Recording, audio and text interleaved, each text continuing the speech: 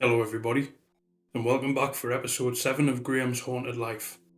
This week, we're going to talk about ghost stories and late night radio.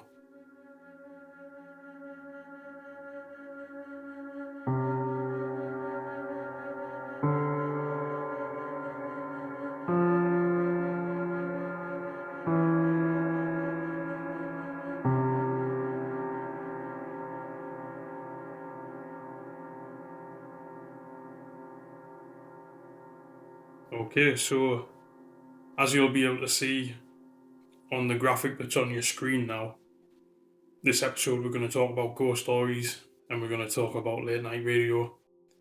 I'm going to start with the late night radio stuff.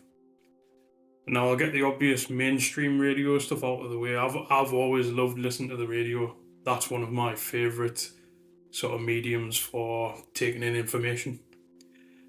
And in the UK, we all hear BBC Radio 1 from time to time. The majority of the time has nothing on it that I'm particularly that interested in, but it does have some stuff that I have been interested in the past. I used to like when Zane Lowe was on Radio 1, although he hasn't been there for a while. I used to like his evening show. I liked the fact that he was allowed to just sort of play whatever he wanted. Now, even then, he played a lot of stuff I wasn't that interested in, but he did play a lot of stuff that I really enjoyed, and I found new music through his show. And you used to have the rock show with Dan P. Carter. Well, that still exists, but I haven't listened to that for a long time. But I would say back around 2008, 9, 10-ish, Dan P. Carter's rock show was championing a lot of the really heavy stuff that I was into at the time. So it was a worthwhile listening to a bit of mainstream radio for that. And around that same time, they also had the punk show with Mike Davies that was on really late at night because he would broadcast from California, I believe. And that show used to play a lot of the punk and hardcore bands that I was really into, and obviously introduced me to stuff that I hadn't heard before as well. But like, as for mainstream radio, I'm going to leave that out of this conversation. I want to talk about local radio and then a little bit about AM and shortwave radio. So locally here in the northeast of England, we used to have a radio station called Metro Radio. Now it's still in operation, but it's got a different name. It's called Hits Radio Northeast or something now, and it's really not for me. It's not the radio station it used to be. So back in the day, when I was out in the car with my parents or anything, it used to be generally you'd be listening to Metro Radio as you were driving around. And I always found the presenters on the channel were fun, and they played some pretty decent music. I mean, just the kind of pop stuff, the popular stuff at the time. But in the 90s, popular music was quite good. You had all of the Britpop stuff going on. So yeah. But what made Metro Radio really cool was its late night show, Alan Robson's Night Owls. Now, Night Owls had a few previous presenters, but Robson took over the show in 1983 and presented it until it was axed in 2019. And he turned Night Owls into something that really felt cool, and it felt like being a part of a cult when you were listening to Night Owls. It was like a talk show / phone-in show in which Robson would take calls from people just to hear what it was they were up to that particular night, or listen if they had a little interesting story to tell. And the conversations would often turn to the paranormal, which Alan Robson is obsessed with, still creates content for the internet based on the paranormal. Now, Night Owls used to do Halloween phone-in specials where people would phone in and tell their ghost stories, or Alan Robson would deliver, local legends and stuff, local ghost stories. He would sort of give you a story. But it used to be such a great show to listen to, and it felt like, because I was quite young when I used to listen to it really regularly, I was maybe 10 up until the age of 14, it felt like you were sort of part of a club. Earlier on, I said it felt like you were in this cult. It was like a local sort of institution. You listen to Alan Robson's Night Owls, and I believe it was broadcast on like Sunday night through to Thursday night, if I'm remembering that rightly.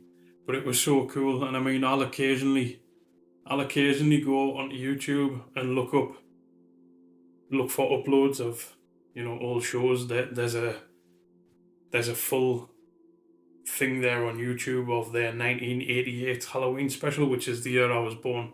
So I obviously didn't hear that at the time.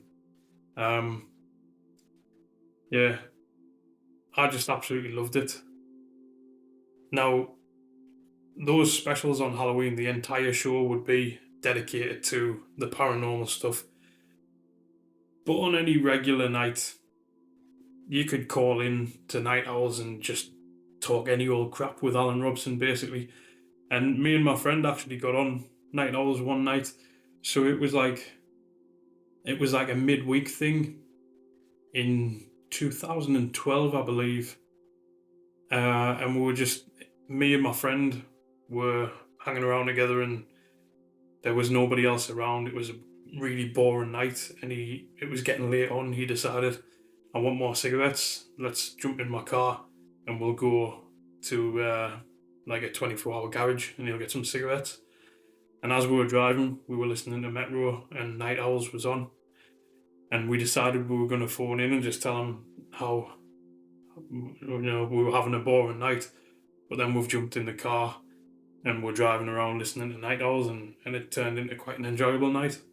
And we got on the air, told them our crap story, that we were just two young lads, sort of early 20s, sitting around talking the normal crap that you talk when you're in your early 20s.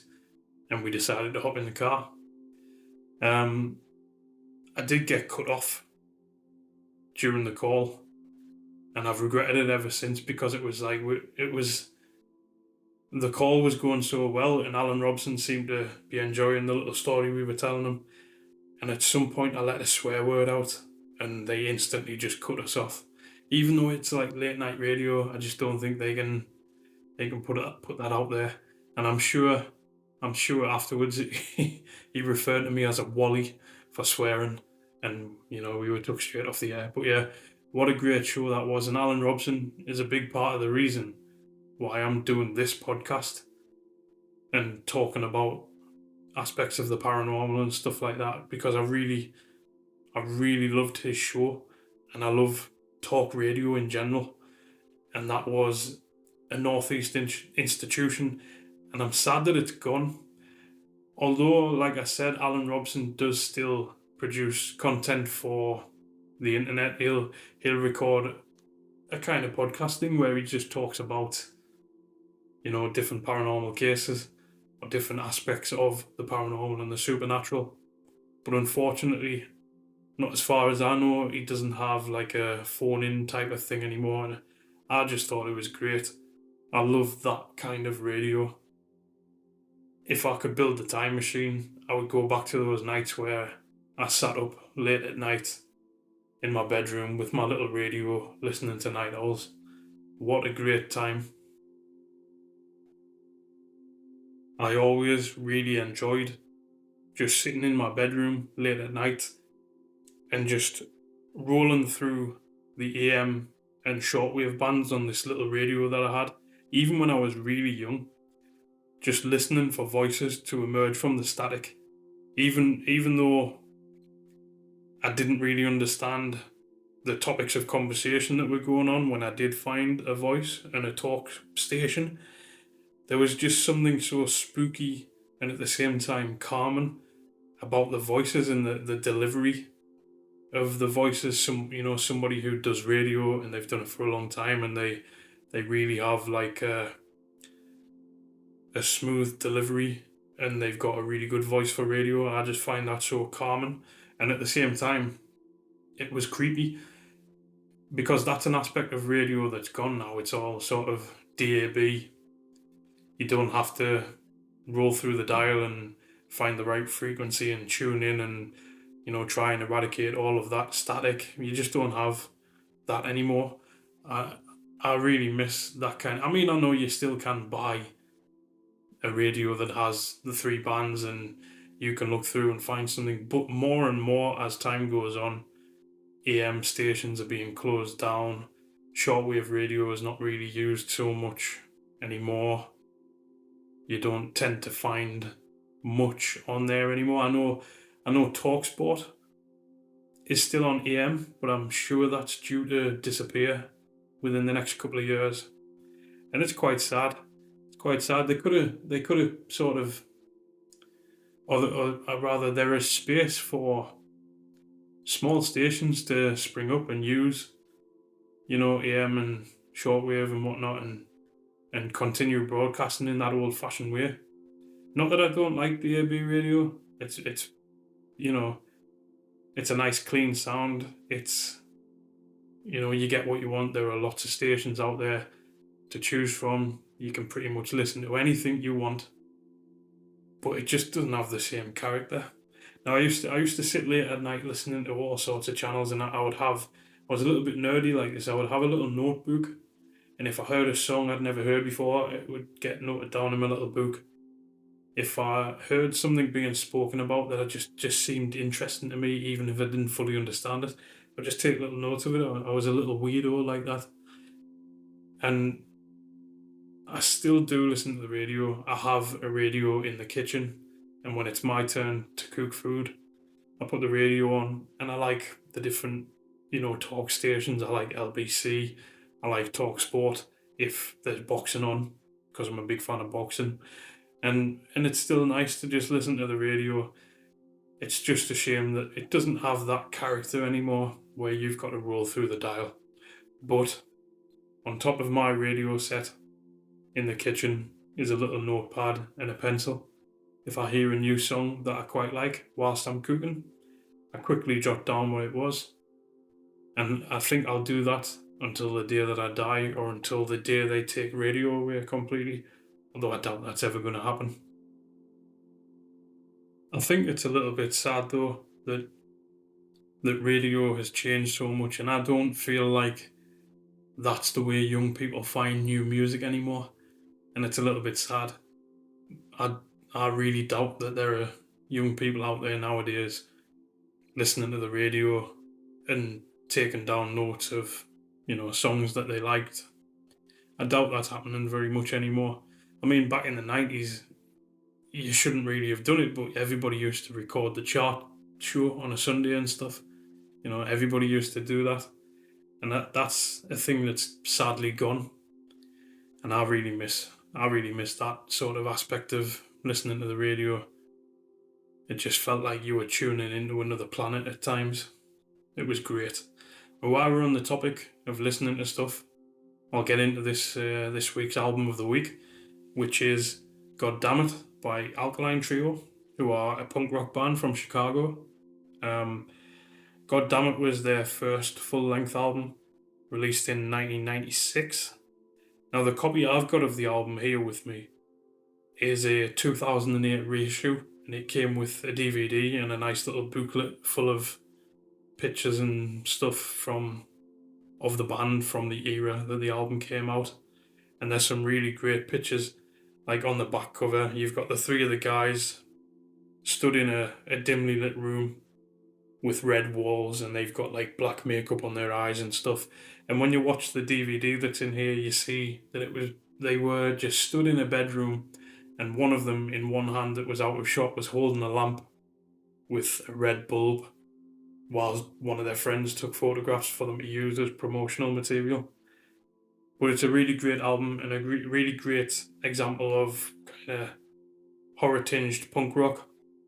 Now, Nose Over Tail, Clavicle, My Little Needle, those are three standout tracks off this album that I consider classic Alkaline Trio songs that are always in rotation throughout my life. But this particular week, I've been playing "God Damn It" by the Alkaline Trio until I'm blue in the face.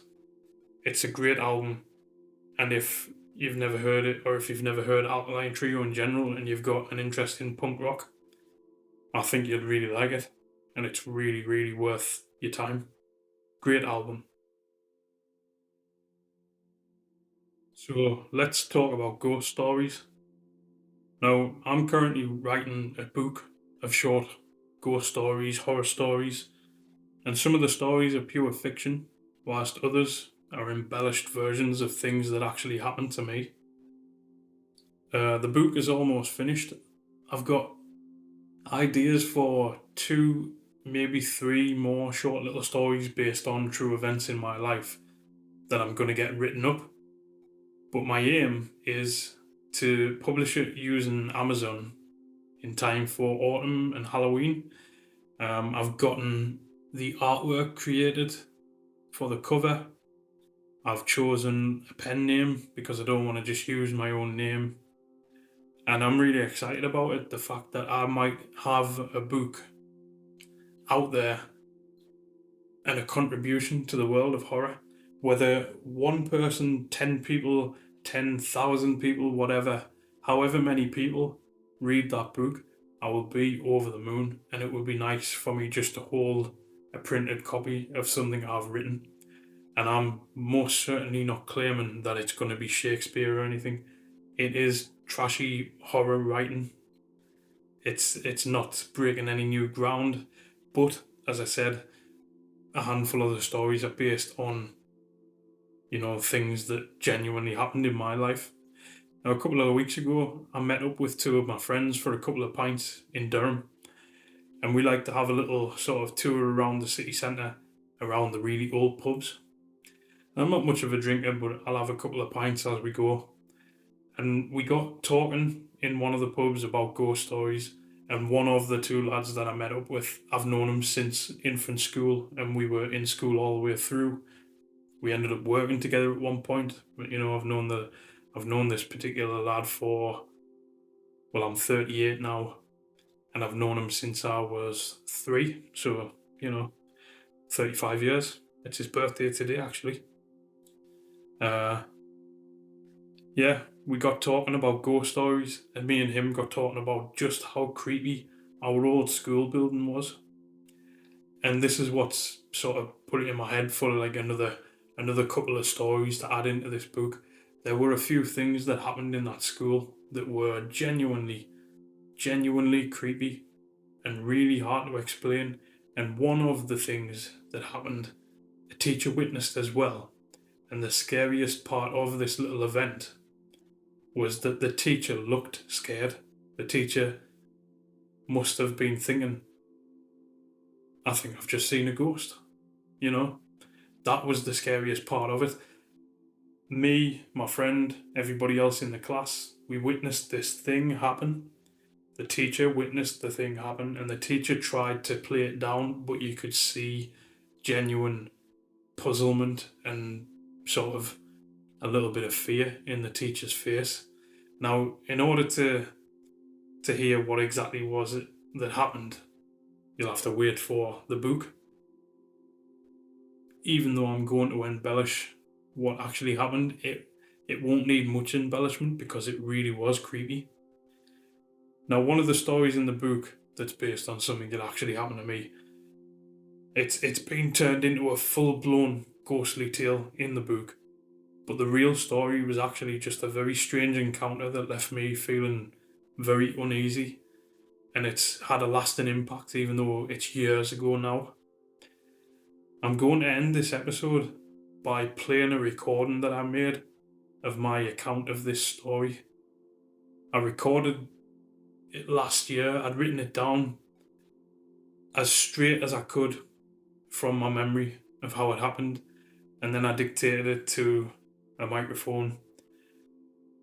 And I'm going to end this episode by playing that for you. So again, thank you for listening to all of the episodes previous to this one. It's been great, and thank you to everybody who's subscribed in the last 7 days since I put out the last video. It's only a handful, but every subscriber makes a difference. And occasionally, I ramble on and I may sound like I'm getting a little bit lost, but I just want to talk about the things that interest me, and anybody who listens is massively appreciated. So, yeah, let's end this episode. I'll play you now the story of what happened in the Grey Horse pub.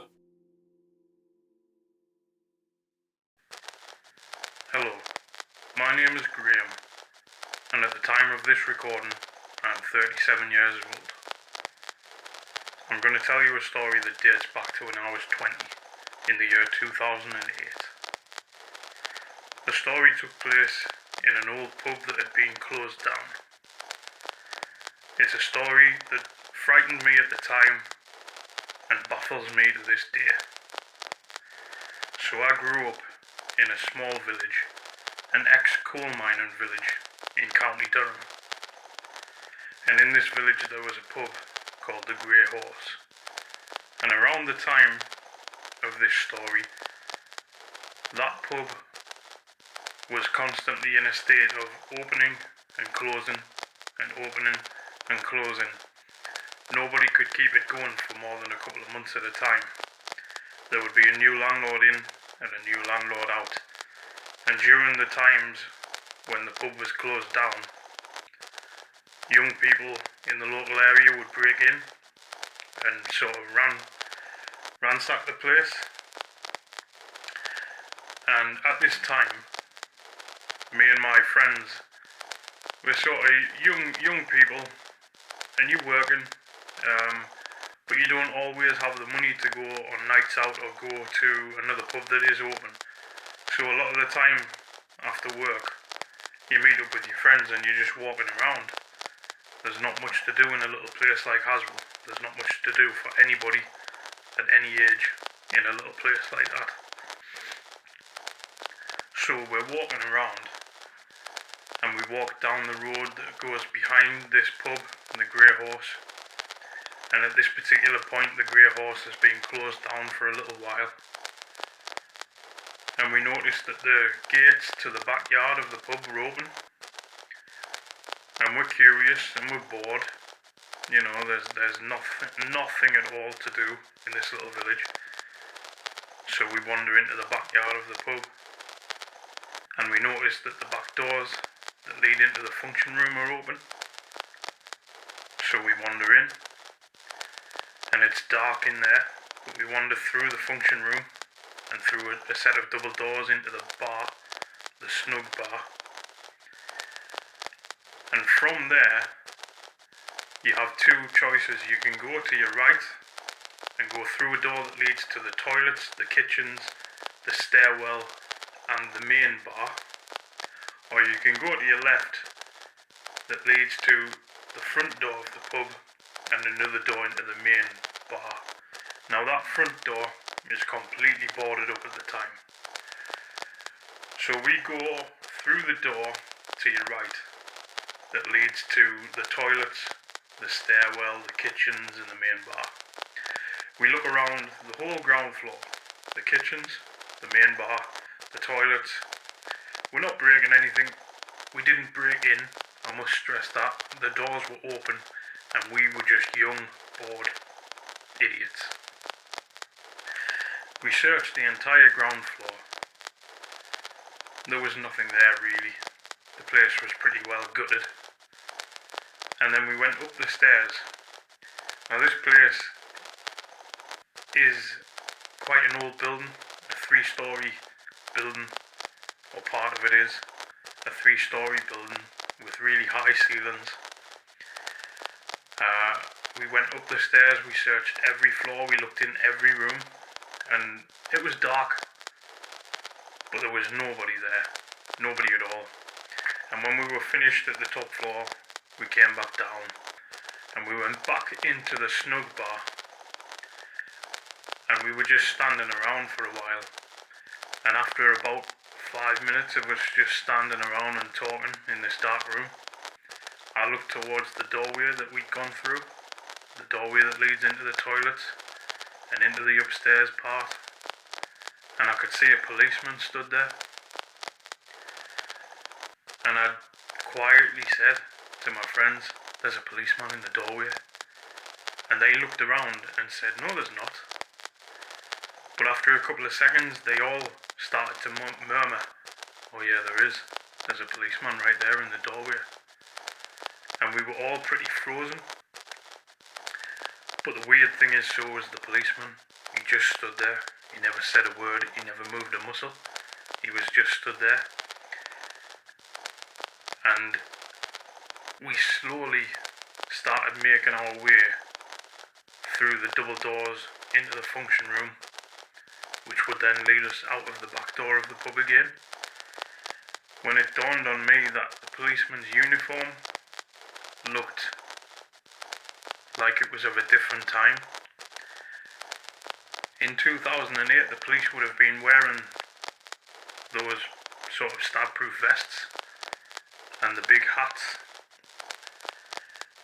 But this policeman had on one of those old sort of early 90s or 80s like heavy cord jumper with the lapel things and the insignia and stuff on the shoulder, and one of the sort of short peak caps that you don't see so much nowadays with the police. And I thought that was weird at the time, but I just wanted to get out of the place. And as we got out of the back door, we were thinking like, it's so weird that the policeman had never said a word. Why didn't he say, "Come on lads, you've been caught, get out"? Or, "Right lads, stay there, I want a word with you all"? He didn't say a word, he just looked at us. And so we got out of the back doors into the backyard, and we got out of the gates into the back street. And we were walking away, and we all slowly began to speak about how weird that was. And we noticed that there was no police car nearby. And we walked around the nearby streets, and there were no police cars parked anywhere nearby. Now, I know at the time there was something where a police officer alone can't apprehend anybody. You had to be in a pair in order to apprehend somebody. So maybe that police officer just thought, there's 5 lads standing here and I'm on my own. I don't want to say anything. I'll just wait until they leave. They've clearly noticed me. I'll wait until they leave. So all of these possibilities were going through my head of why this policeman didn't say a word. And then the spookiest thing dawned on me. The way we walked into the pub through the back door was the only way in. And we had gone in to the snug bar. There was no way out of the front door because it was completely boarded up. There had been nobody in the main bar on the other side. There had been nobody in the toilets, nobody in the kitchen, nobody on any floor as we had gone through exploring this building. Again, as we came down, nobody there, and we walked back into the snug bar. And the police officer had came from the upstairs area, or from the main bar, kitchen, upstairs, or toilet area where we had just come from. And like I said, there was one way in and one way out of this building. And that I don't think the group of friends I was with at the time probably even remember this. And they probably didn't give it much thought after it. But it's played on my mind for years and years. Why a policeman in uniform that looked out of place for the era was just stood in the doorway of this old pub and never said a word to us. Because if I had been a police officer stood there, even though there were 5 lads and I was on my own, I would have at least said, "Lads, get out. You know, don't be daft, get out." He just stood there looking. And even more creepy was the fact that when I pointed him out, for a few seconds none of my friends saw this police officer. And then they all slowly said, "Oh yes, there he is. There's a policeman stood there." The memory of it has stuck around to this day, and everybody I've told about it says it's a little bit weird. Now, I'm not saying it's a ghost. I'm not saying that at all. I'm just saying that it was very strange, and at the time, it really sent like a shiver up my spine, the fact that the guy just stood and stared at us. And I'm pleased that I was able to just walk out of the pub and walk away from the building, and that was the end of it.